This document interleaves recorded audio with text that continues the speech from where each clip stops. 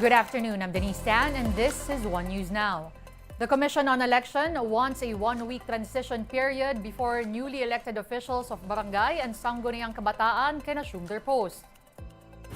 COMELEC Chairman George Garcia explained that this is to prevent any monetary accountabilities from incumbent officials, which winning bets may be blamed for. Garcia said the DILG has already agreed to this request and will issue a memorandum soon. Meanwhile, all BSK candidates, including those who lost in the polls, must submit their statement of contributions and expenditure or SOSE until November 29. Assumption of office po nila, Sir Ted, ay ngayong araw na ito kung tutuusin.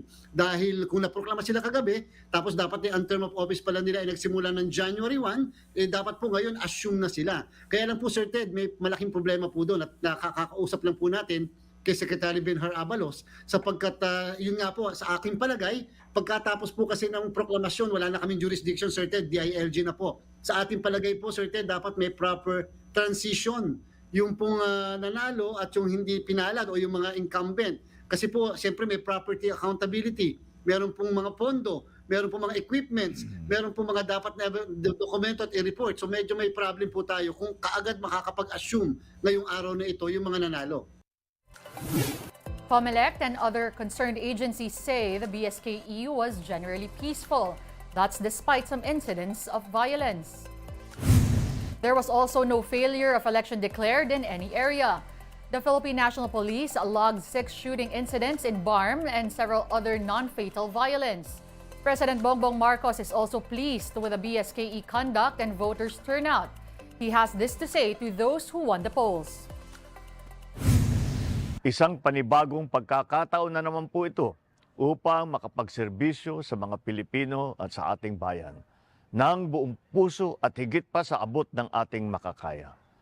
Maging tapat po tayo sa lahat ng oras. Lagi po nating unahin ang kapakanan ng sambayanan sapagkat sila po ang dahilan kung bakit nais nating magsilbi sa bayan. Moving on to another story, fuel prices post mixed movements effective today or a day before the Undas break. Gasoline prices are up by 45 centavos per liter, the third straight upward movement for the product. On the other hand, diesel is cheaper by 1 peso and 25 centavos a liter, while kerosene is also down by 1 peso and 20 centavos per liter. The rollbacks are attributed to optimism on the development in the Middle East.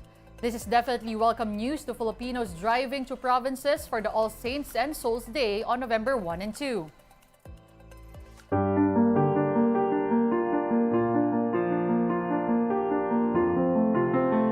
Visitors have started to arrive in different cemeteries in Metro Manila.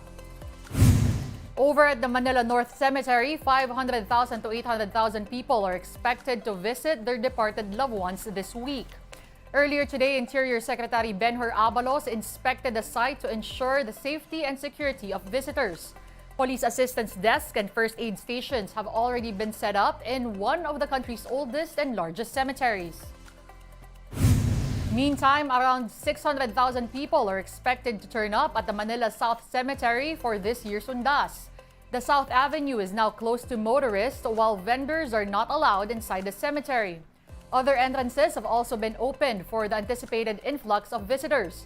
The Manila South Cemetery is open until 5 p.m. today and will open at 5 a.m. tomorrow, November 1st. And for those visiting the cemeteries, here are a few reminders. Take a look at your screens now for prohibited items. These include pointed or bladed weapons, flammable materials, illegal drugs, liquor, portable cooking stoves, and loudspeakers. Pets are also not allowed in some cemeteries like Manila North. Time to take a quick break. One News Now will be back with more stories after that. Stay with us.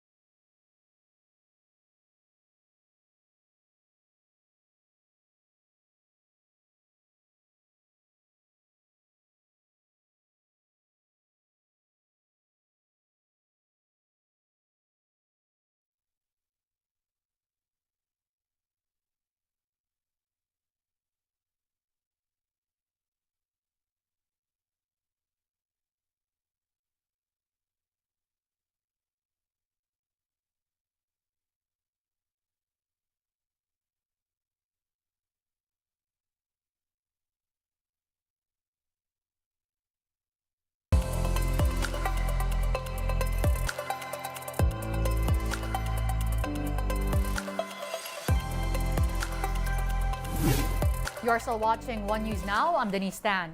Okta Research sees inflation as a possible factor in the satisfaction and trust rating slide of President Bongbong Marcos and Vice President Sara Duterte.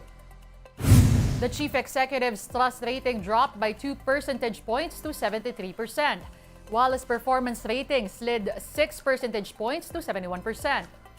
Vice President Sara Duterte's satisfaction rating suffered a double-digit decline of 12 percentage points to 70%, while her trust rating saw an 8-point slide to 75%.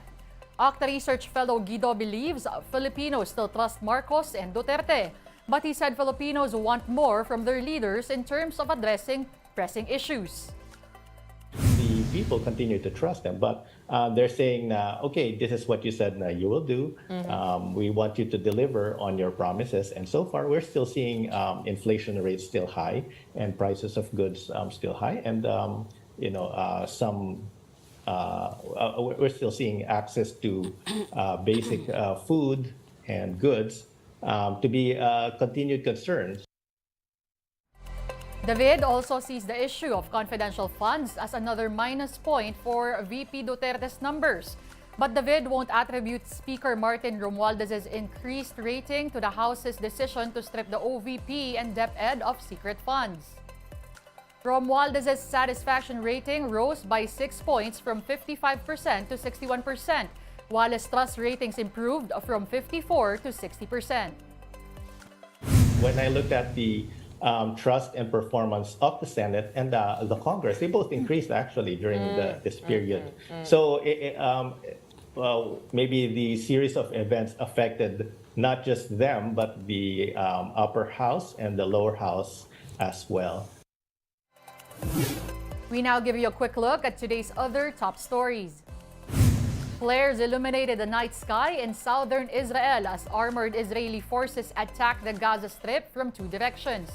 The attack targeted the main road linking it to the south of Gaza. This is the 24th day of the Israel-Hamas war that stemmed from a surprise attack by the militant group on October 7. In response, Israel carried out airstrikes and later on a ground assault with the aim of wiping out Hamas. Close to 10,000 people have died from both sides. Relatives and friends appeal for the release of Israeli hostages seen in a video recently released by Hamas. There was also a call on the rest of the world to demand action.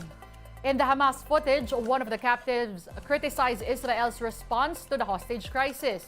It is still unclear when the video was made. Israeli Prime Minister Benjamin Netanyahu condemned the video, calling it a cruel psychological propaganda. Graphic pro-Israel ads have made their way into children's video games, shocking many. It shows a footage of rocket attacks, a fiery explosion, and masked gunmen. Reuters was able to document at least 5 cases of this across Europe. In at least one case, the ads were played inside a popular Angry Birds game. Game developer Rovio says it is now manually blocking the ads. Israel's Ministry of Foreign Affairs confirmed it was a government-promoted ad, but claims having no idea how it ended up inside the games.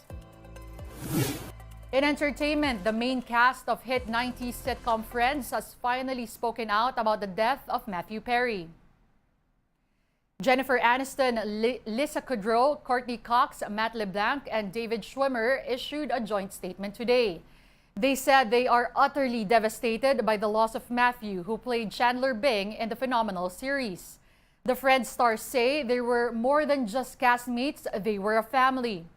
They have so much more to say, but the TV icon said they need to take a moment to grieve and process the loss. One News Now will be back at 3:15 p.m. Join us again later. I'm Denise Tan. We are One News.